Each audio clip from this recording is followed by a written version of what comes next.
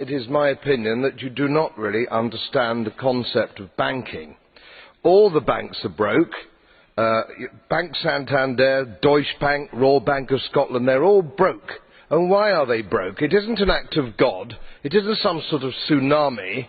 They're broke because we have a system called fractional reserve banking, which means that banks can lend money that they don't actually have.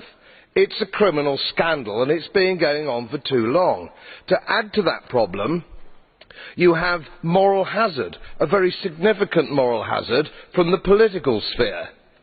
And most of the problem starts in politics and central banks, which are part of the same political system.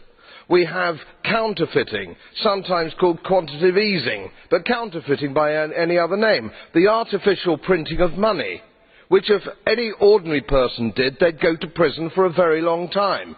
And yet governments and central banks do it all the time. Central banks repress the amount of interest that rates are, so we don't have the real cost of money. And yet we blame the real retail banks for manipulating LIBOR. The sheer effrontery of this is quite astonishing. It's central banks.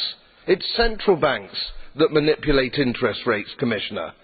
And plus, underneath all this, we talk loosely, in a rather cavalier fashion, do we not, about deposit guarantees. So when banks go broke through their own incompetence and chicanery, the taxpayer picks up the tab. It's theft from the taxpayer. And until we start sending bankers, and I include central bankers and politicians, to prison for this outrage, it will continue.